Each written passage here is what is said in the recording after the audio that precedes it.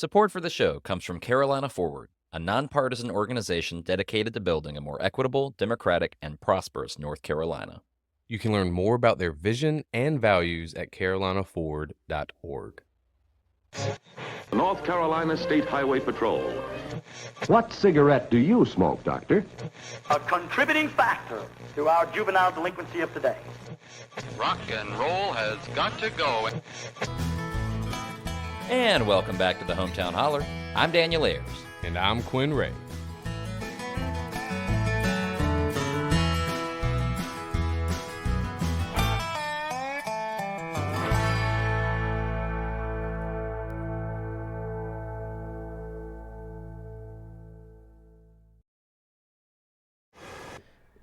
Well, hey, man.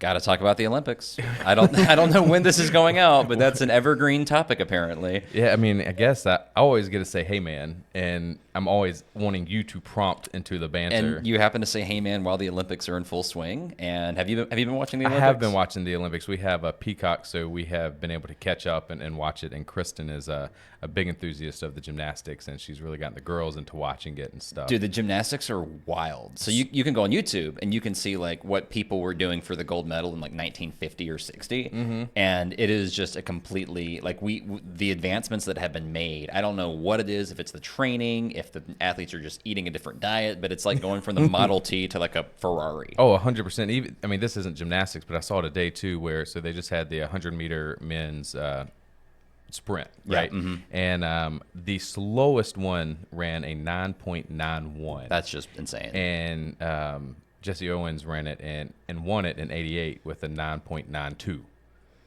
So wow. Jesse Owens would have been dead last. Well, you mean 38 or 36? Yes. Yeah. So the slowest guy today. Yes. would have been the fastest person. Correct. Correct. And I thought the ceremony was really sweet. Speaking, I mean, like, you know, when they handed off the torch to that guy who was like 100 years old and had been there since like the oldest living Olympian. Yes, but the torch.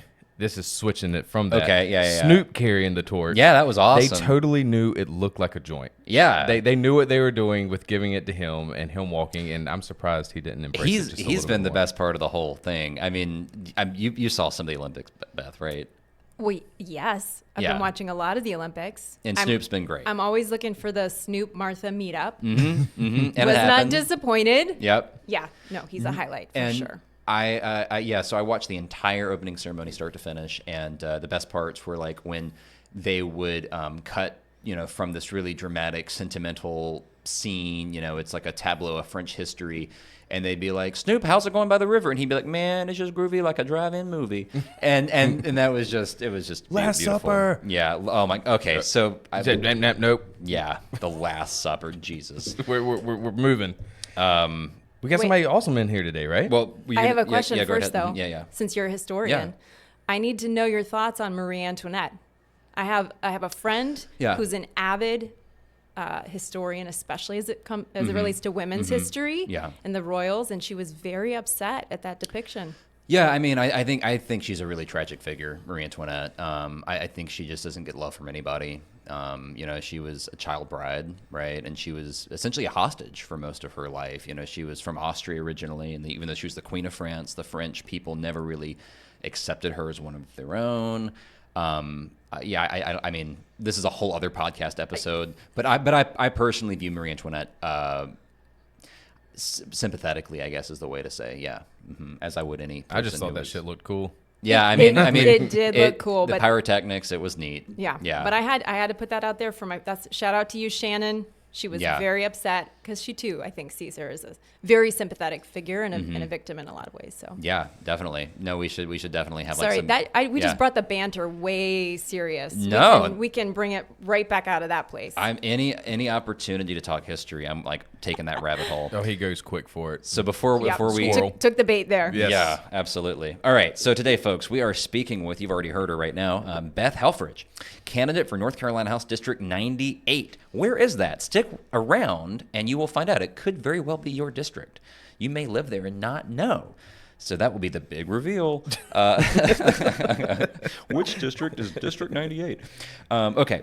A graduate of North Mecklenburg High School and Davidson College, Beth's professional background includes nearly 2 decades as a teacher and school administrator, reflecting a long-term commitment to education. Since leaving the classroom in 2020, Beth has channeled her energy into running her family's business and has taken on significant roles within the community, including serving as PTO President and participating in the school improvement team. She is also active in local advocacy, working with organizations like Moms Demand Action and contributing to various community initiatives. That's different than Moms for Liberty or whatever. That's not the same. So they're slightly different. Slightly different. Okay, cool. Slightly different. The logos look a little bit different. Above and beyond all that, Beth is married to Tim and is the mother of 5 children.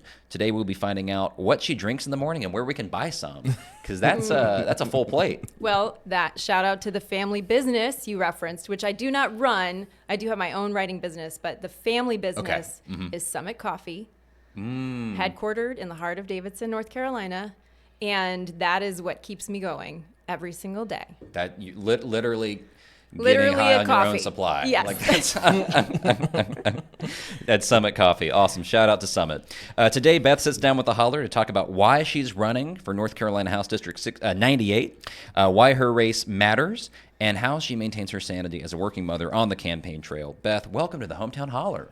It is a pleasure to be here in the heart of Alamance County. That's right. That's right, man. One of my first memories of you Beth, was we were all at a fundraiser together, and you come in and you see Daniel and I, and you're like, I was just listening to you guys, and I guess I'm gonna expose myself here of how cool that felt. So cool. It was like, oh my god. Yeah. And now you're on the show, so it's awesome to have you here. So you're a former teacher, business owner, wife, mama of 5, who is active in the children's life. I only have 2, so I can only imagine how 5 works in the household. But what the hell inspired you to run? I mean, having 5 kids, it seems like your plate is already just falling over. Yes. What made it? Well, maybe it's easy to see already, just talking briefly about through my bio. I don't say no a lot. Mm-hmm. It's right. not my favorite, right? Yeah. And so, you know, for 5 kids, what I tell people who have children, don't have children are like a liquid, whether you've got 1 or 17, they just fill up all of the space that you have. And so Great my guess, analogy. That's a really good analogy. I have, I've got there's some a experience vacuum, here. Yeah. And so, yes, 5 kids just means we have a lot of logistics going on at any given point. I've got an incredible hands-on partner with my husband. We have extended family who live in the district. In fact, tonight, my husband is taking all 5 kids to go eat dinner at my dad's house. So I have a lot of, the village has shown up for me my whole life, and that is certainly no exception right now. But it is busy. It's a busy time. Sure. And I think the answer to your question about why the hell am I doing this is my husband and I both have often been led just by the question of how are we showing up to our lives, right? Not necessarily driven by tangible goals, not necessarily driven by a need to get to a certain place or achieve a certain thing, but more thinking consistently about how am I showing up to my community? How am I showing up to my family? How am I showing up to the world at large? And having lived my entire life in District 98, whose exact coordinates will be revealed momentarily, maybe. Somewhere in North Carolina. Somewhere in North Carolina. That question has allowed both of us, he's been there since 1996 when he came as a freshman at Davidson, to kind of reinvent ourselves in the security of the relationships we've already built within our community, right? So it is sort of par for the course that we're looking around, we're scanning. We're both former teachers too. He's a coach. We're always scanning the community and looking for what is needed right now and what do I have to offer right now. And last spring, this was not in my 5-year, again, not in the 5-year plan. Not in the 5-year plan. And, but I have always cared about politics. You know, I did not just fall out of a coconut tree. Happy to be able to drop that one. But I'm a product of my whole life. And that life has always included paying attention to what's going on politically. And so last spring, 3 things were happening all at once. The first thing that was happening is, one single legislator in North Carolina. Mm-hmm. We all know who this is. If you're listening to this podcast, you likely know who this is. Changed parties and delivered the GOP a supermajority. Mm-hmm. Mm-hmm. I was paying attention to that. At the same time, I was serving as the president of our PTO, and I was looking at how within the school community, the folks on the ground were showing up in incredible ways to make the experience for my kids, for other people's kids, for the teachers, for as positive as it could be. And anytime we'd hit a roadblock, the path would lead back to Raleigh, right? Inevitably, we could go to the district, and almost all the time without fail, there was some kind of state policy or limitation or lack of resources that would get in the way. That's so real. Right? And so I'm paying attention to what's happening in Raleigh. I'm paying attention to how my life on the ground is directly impacted by what's happening in Raleigh. And I was losing a family member, my stepbrother, Cooper. I've talked about him some on the campaign trail. He was 35 years old. He was a former Green Beret, had just left active duty to start public policy school at UVA, and was diagnosed with stage 4 cancer. Thanks to the PACT Act, which is a piece of federal legislation from the Biden-Harris team, it is presumed to have been service-related cancer. Everything was covered, but from diagnosis until he died was under a year. And we say the really bad diagnosis happened in March, and my sister-in-law and her 2 small children decided they needed to relocate from Virginia to where they had family. And so we brought them home. And within a couple of weeks, mobilized every relationship I had, every relationship the people that I know had, to get the kids enrolled in school and camps and daycare, to literally catch them as they landed. And so I saw these 3 things happening, right? This betrayal and lack of accountability in a GOP supermajority, the way that the decisions made in Raleigh affect our everyday lives, and the way that people in community show up for each other and in life-saving, life-changing ways. My sister-in-law still lives down the street.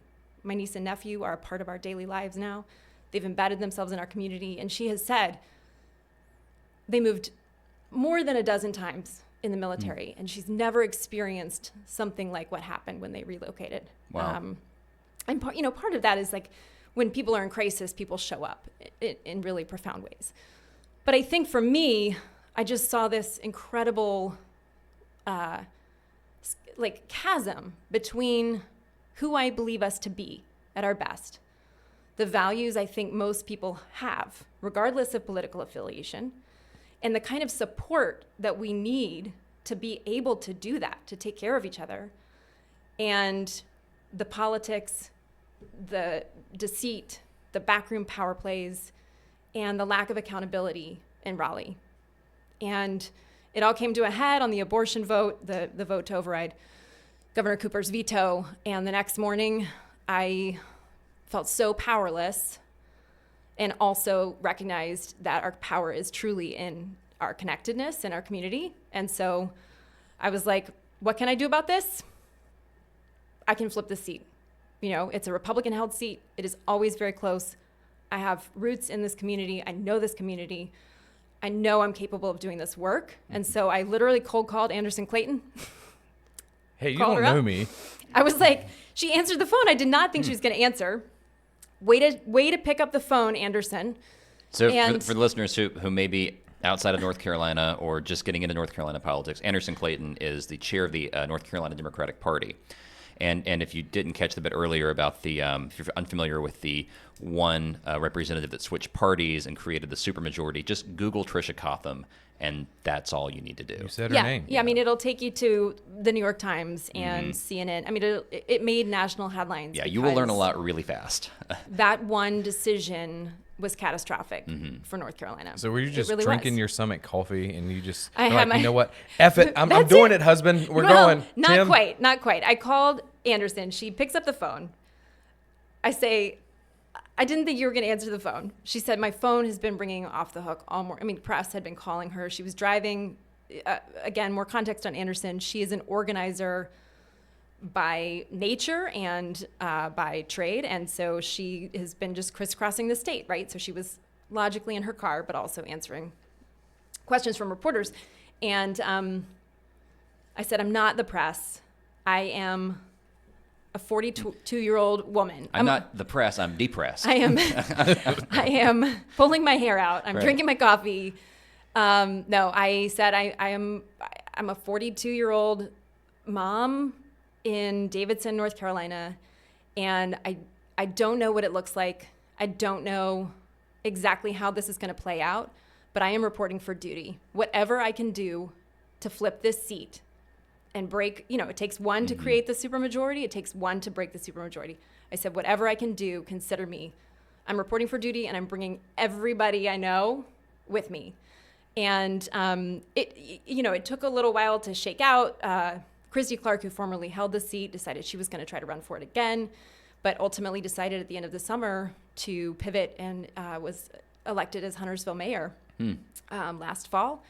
And so it was an open primary, and I said, I'm going to do this.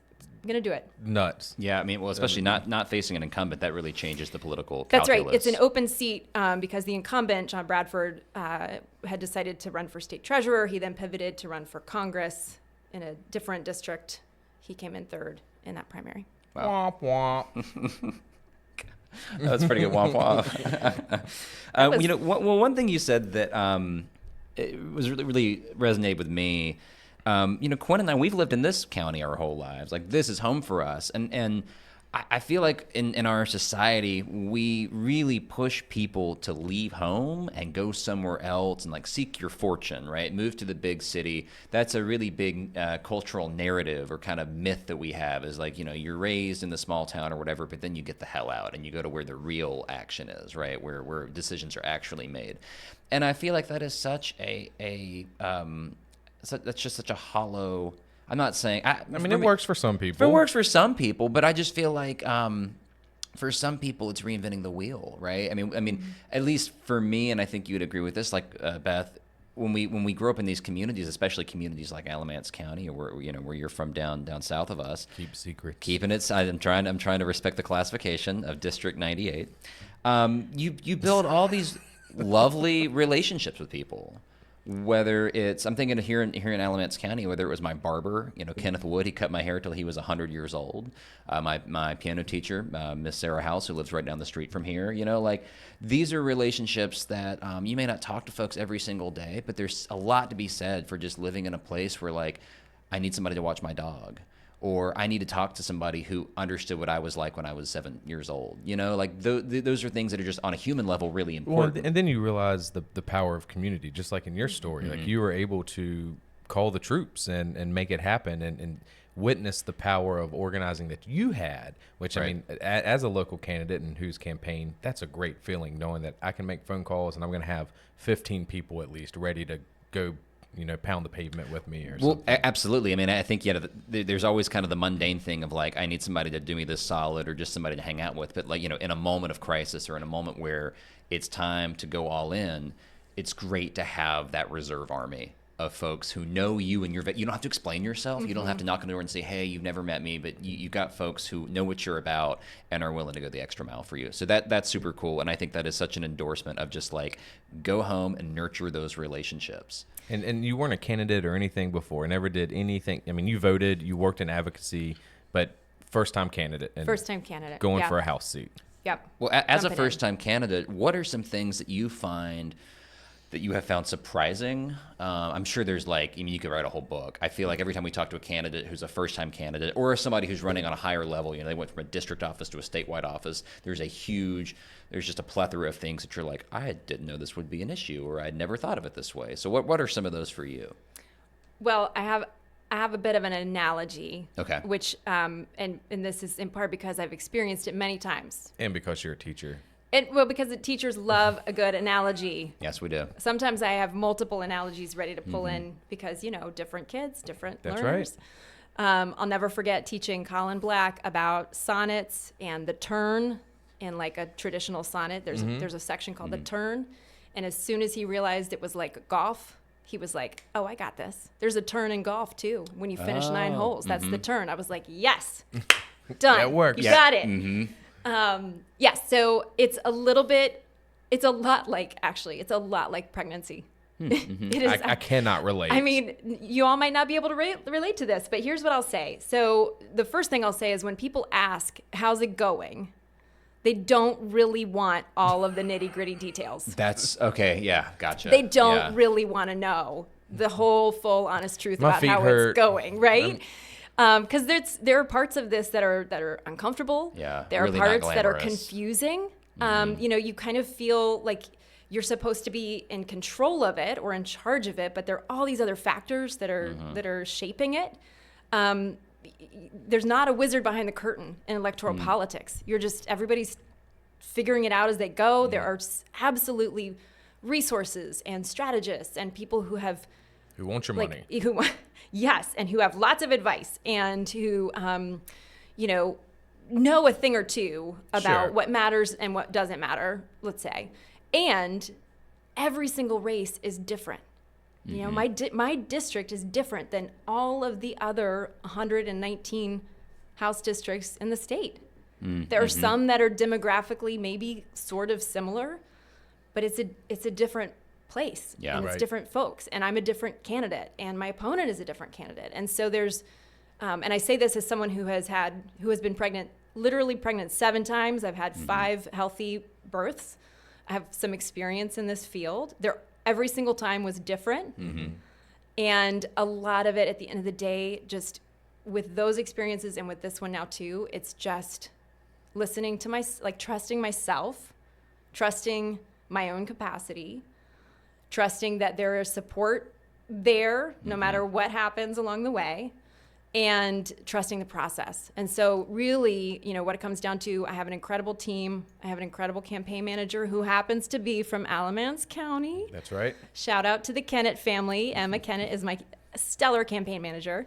And we are just doing the work. We are doing the work every single day and trusting the process. And, as with pregnancy, there's an end. Right. It will end. That's And right. and so November 5th, we're doing everything we can. We're doing everything we need to do. We feel really good and confident. There's a lot of grassroots momentum and enthusiasm and excitement about my candidacy and about this race. And November 5th is going to come one way or the other. So due date's there. Here we go. Somebody's going to deliver. Somebody's going to deliver. I know how to do it. And that's great words of advice just for first-time candidates in general. It's a great analogy. If you're ready to run for office, or if you're not ready to run for office, just like you weren't ready to run for office, but just trusting the system, trusting your community, and ready to be part of that liquid to help change your environment and better for your neighbor. Yeah. And part of what I trusted, you referenced this earlier, is that people would understand the importance of this specific race. So in a state where we do have gerrymandered maps, we have a lot of House races that are not competitive at all. Right? We have a lot that are, it's a handful that are competitive. And even within that, ours is one of the closest to 50-50. Yeah, do you have numbers for that? Where does you can't ask that's like asking a magician. No. In the sense of where your district, that's District 98, where does it stand in being the most flippable or being flippable? I think there are probably 5 races, maybe more, who would say this is the most flippable seat or this is the most competitive seat in the state. But in terms of a Republican-held flippable seat, it's near the top. It's at the top. It's at the top or right near the top, especially given the new maps that some of the flippable seats are now more favorable to Democrats.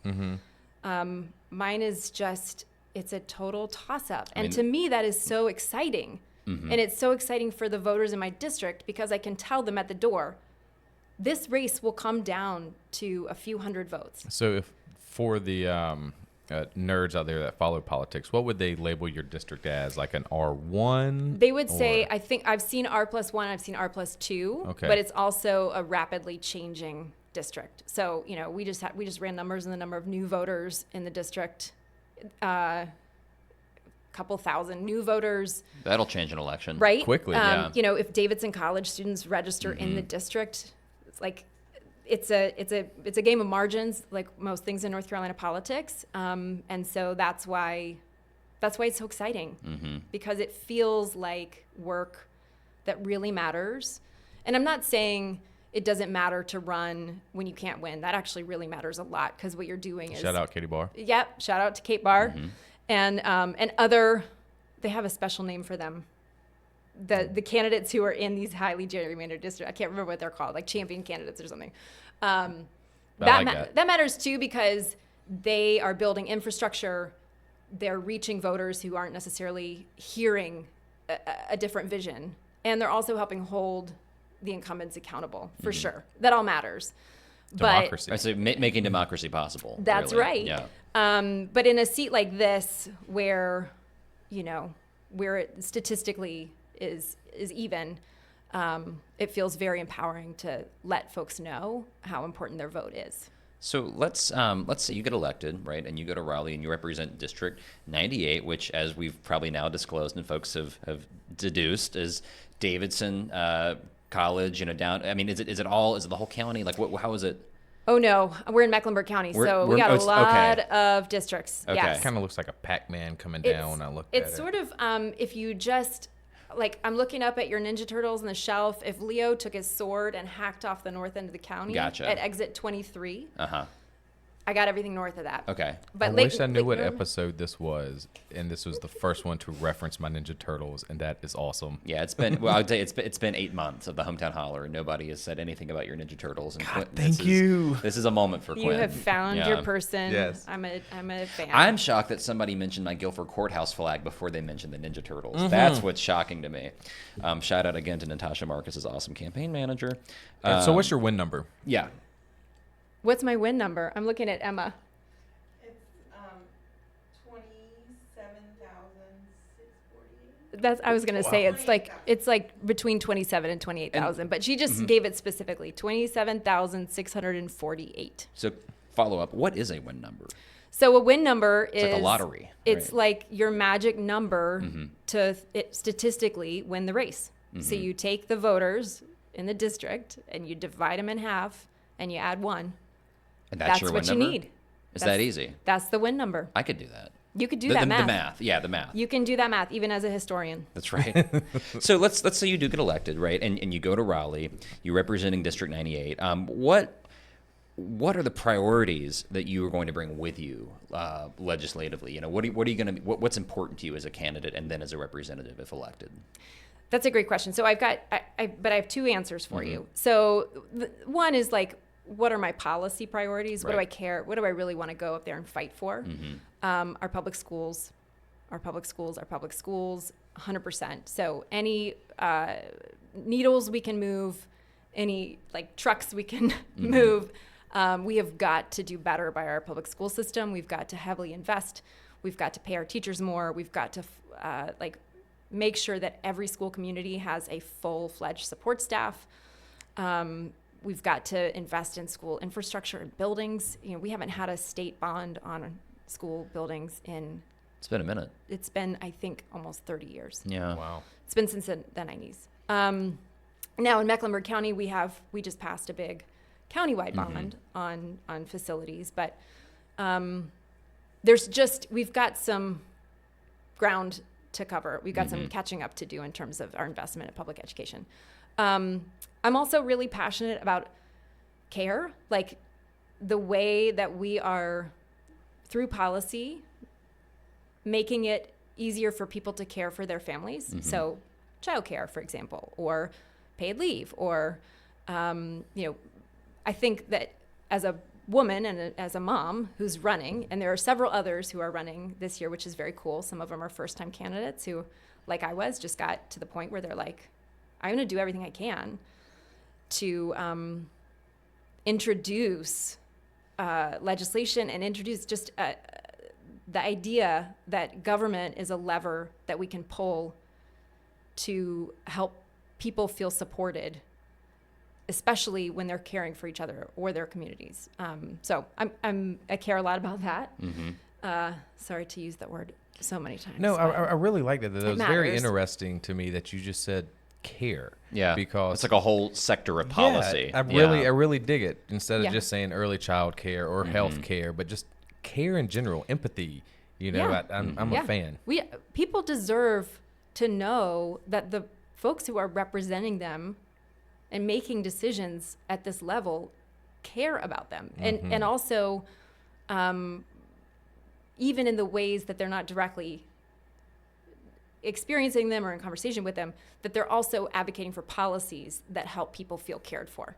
You know, we need to be investing in the people of North Carolina, and by investing in the people, we also end up creating communities that thrive, which support small businesses and economic, local economies that are also thriving. So all that said, like, I would love to inject some of that into policy. I really care about small business. Again, my husband bought in 2003. He became a part owner of a tiny little coffee shop in Main Street, Davidson, just one little store. And I was a senior in college. So yes, I was ready to launch. I was like, I grew up here. I ended up going to college closer than my high school was to my house, I was like, you were going to go to exotic places like Durham. I was going to, I was Greensboro. a theater major. I was going to go to New York. I was going to go do it. I was going to go do the thing. And I met this guy, and he was a drummer and so cool. That's a tale as old as time. I mean, yeah. And also like brilliant and very compassionate and kind. And anyway, long story short, he left the band and bought a coffee shop. Wow. Yeah. I feel like this sounds like a movie. Gilmore Girls. Yeah, Yeah. dude, that's such a Finest, Gilmore yes. Girls vibe. Yeah. My 15-year-old has been watching.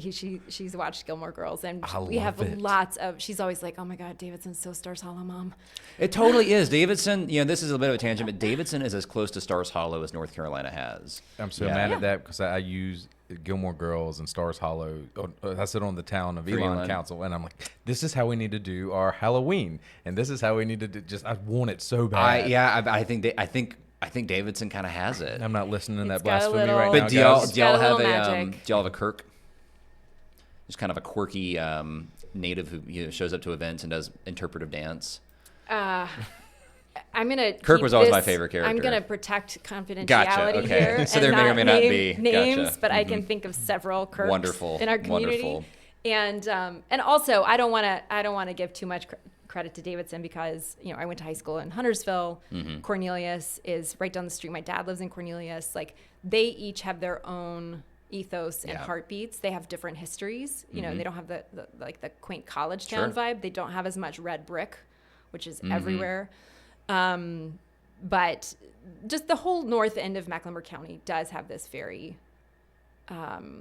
warm and community-based vibe. It definitely has its own ethos. For It sure. has its own ethos. And so when Tim bought the coffee shop, and I was like, okay, I can give it 5 more years here, right? We'll see where it takes us. And ultimately, he's the one who sort of said he'd moved around a lot as a kid. His dad was in worked in corporations, and so they bopped from city to city, and he got to the point, he launched live music at the coffee shop, and it grew, and there became this sort of community vibe created around that. And he was the one who was like, the impact, the potential for impact that we have in this community is greater than anywhere else. Right. Likely. And so that's ultimately what has kept us there. And that's real. I had the same sentiments. I was a partner in 2 restaurants in Alamance, but in Elon, and the sense of community building that you get from that, and having people come in there and just make memories. I mean, everybody loves to eat. Yeah, and that was also. I mean, you'd spent years on the road too. Yeah, years on the road with a band, but doing the restaurant. Wait, what instrument do you play in a band? Well, I play guitar. That would be my instrument that I would play. But with the band, I was the tour manager, sound and light guy, and so we toured the nation doing that for about 10 years, and getting ready to do a music festival for the 10th year in a row, which is about 3,500 people, and we're gonna have Rock the Vote out there, registering folks to vote. Oh, I know of this festival. And so, yes, that's awesome. The Big What Music Festival. Yeah. We're The Big excited. What? The Big What. There we go. Exactly. The Big What. I Look love up, it. y'all. Look at that. We managed to put a plug in for that. Man. Anyway, we did a lot of sorry. fun stuff today. I just pulled us totally off course. No, that was but, great. Got to talk about Gilmore Girls for a moment. That was to take us back to policy is that, I am a huge believer, and I've seen it play out with the decisions. So now the coffee business, Tim is still an owner. His younger brother, has taken the helm as CEO and has run with it. They just opened 3 stores in Charleston. Wow. I think they're up to 14 now, but I lose track. But I have seen the way that by taking care of the people in your business can thrive. Right. Like they have very intentionally prioritized that. And so I see it as a totally sound economic argument to say we need to make sure we're taking care of people. I just saw a clip of presumptive nominee Kamala Harris. I guess she's technically secured enough delegate votes. I don't really know how it all works, but a clip of her saying, I love it when people ask me about women's issues. And she's like, yes, let's talk about the economy. Right. And so I do not see separation between the way that we can invest and the impact it will ultimately have on the economy itself. So those things are absolutely connected in my mind. I'm a fan. Yeah, well, we are coming up on time, but before we go, let's do some rapid fire. Yeah, but before the rapid fire. What you got? Okay. I do want to know, so you've been pounding the pavement. You've said most people in your district already know you. You grew up there. People know you. But what is something that they might not know about you that you're just going to spill the beans here? Maybe a guilty pleasure you have, or I like Ninja Turtles and Pokemon. When you have 5 children, you do not have very many secrets. I mean, they'll be the first to air whatever. But I will say one thing I would love the people of 98 to know about me is that, yes, of the Ninja Turtle crew, I probably most identify with Donatello. Okay. Donnie. Yep. Problem solver. I am a problem solver. I am a puzzler. I am a super nerd. I love deep diving on the way that things are connected. Policy itself doesn't even really matter what it's touching. Like I love to think about policy as levers and the right combination of pulling that can actually bring concrete, measurable change to people's lives. I love thinking about that. Totally different question. If you could spend a week anywhere on Earth or 10 minutes on the moon, where would you go? Oh, the moon. You would 10 minutes on the moon? Yes. And I used to, my friends in college used to laugh at me because I had a very hard time deciding on a major. I don't like to limit options. And I was with friends one time, and one of them was like, oh man, so astronauts, when they're taking off, they get really, really sick. Yeah. It messes with you, right? The gravitational pull. And so if you have motion sickness, if you're launching in a rocket, it's really bad. And my genuine reaction was like, oh no. Right. And they were like, you takes it off the table. You think you're going to be an astronaut? I was like, well, I hadn't ruled it out yet. First intergalactic study abroad. I mean, the moon is there, right? Life is long. You never know. Never know. I would go to the moon. Yeah, I would love to see the Earth from the moon. I would love that. So you think we landed on the moon? I do. That's the third rapid fire question. So you think we landed on the moon? I do. Yeah. I do. When you're traveling the state, well, you came up here. What would we, about an hour and a half from you or so? Yes, Something I like think that. so. When you're Hour 45. traveling and campaigning, what is your go-to snack? What is Beth just grubbing on? Okay, so I do have the benefit of being able to, most of my traveling within the district is, a shortish car ride. We do have some traffic snafus up in the north end of Mac, but, and then I'm mostly on foot, right? And so I love to reward myself with some Twizzlers after a good canvas. Really? Weirdo. Do you ever bite them and make them into the straws and you can drink out Nope, of them? I'm a purist. I go Red with Twizzlers. the red Twizzler. Orthodox. Yeah. Licorice. Yep, and I also Hot love summer day. Yep. Yeah, I gotta be honest. I didn't see that coming either. No. Yeah, that's why that's why we do rapid fire, folks. I mean, it's not the nutritional value is not great there, but a Twizzler is good.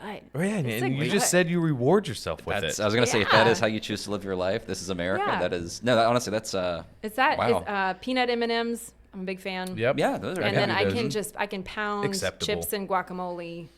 Like that's not a good travel snack, but if I could just have unlimited refills of anything in my life, that's what. I mean, is I can coming just in see you front of having me. a back pocket of Twizzlers They in are between portable. houses, They are just portable. banging some out and going to the next one. Got Twizzlers stuck in Yeah. your teeth. Yeah. They do stick around. And we hope, folks, you will stick around. Look at that. For our back porch chat, I think we're going to have a little bit of time, maybe, possibly. Yeah, I think Do you have so. a little bit of time for a little back porch chat after this episode for our paid subscribers? Oh yeah. Cool. Okay, Yeah, I love a awesome. porch, front or back. Well, Right. Folks, thanks for tuning in to another episode of the Hometown Holler. Beth, thank you for chatting with us. We have a special gift for you. Folks who have been listening now for a little while know that every guest gets a T-shirt from TS Designs, Alamance County's premier apparel company. It's 100% Carolina cotton from dirt to shirt, an ethical supply chain. It's a shirt you can feel good in and good about. I made that up, and I'm so proud of that. So anyway, we have a gift for you, and we are excited to have you on the back porch. Folks, please become a sustainer. Help make the Hometown Holler possible. You can go to patreon.com/the Hometown Holler. Get lots of cool perks. I think that's it, Quinn. Is that everything? Yeah, I just want to thank you again, Beth, for coming. It's been really cool to just listen to a mom, a first-time candidate, a thespian resident who is running to change her community that she grew up in. And I think it just goes to show that millennials do rock. Dude, for sure. We Like do. just a real I person mean, who gives a damn. I'm like an ancient millennial, but I will accept that compliment. And I might be a future astronaut. We'll see. All options are on the table. All options are on But the first, table. you got to win this election. That's right. And I'm going to say very quickly, I know we're wrapping up, but Oh, we got to plug your socials. You got to tell folks where to find you. Yes. So you can find me at Beth Helfrich NC on most of my socials. I got banned on TikTok, and I don't really know how because I had not posted content. We can talk about that on the back porch. Yeah, we had a similar thing going on. But website is BethHelfrichNC.com, and it is totally a grassroots campaign. So I will always put in the plug. You know, we have donors from all over. This is a seat that will really change the makeup of our North Carolina General Assembly. Big bang for your buck. Big bang for your buck in this race. And we've got some cool merch. You can go pick it out on the site. Oh, yep, There we that's go. our canvasser hat. Got it made in the shade with that That's visor. right. Yeah, it's got the right color blue. I will stay quiet on that. I'm a Davidson fan myself. But I also want to say I am really grateful for what you're doing. I have so much appreciation for local journalism. And I know you all are kind of pundits. You've got commentary, right? Yeah. You're not. We just run our mouths. Yeah, but it matters because it is so noisy out there. It is so noisy. And so, again, like a policy dream is investing in local journalism, trying to find ways creatively in North Carolina to allow people to really keep an eye on what's happening in North Carolina. I'm so grateful for your partners, Carolina Forward, and the updates that they give because, again, in a noisy news cycle, there is not enough attention being paid to what's happening at the state level and the ways in which these races like mine can really make a difference in people's day-to-day lives. So thanks for what you're doing. That's awesome. It ain't much, but it's honest work. Folks, stick around for the back porch. Thanks for listening. Bye.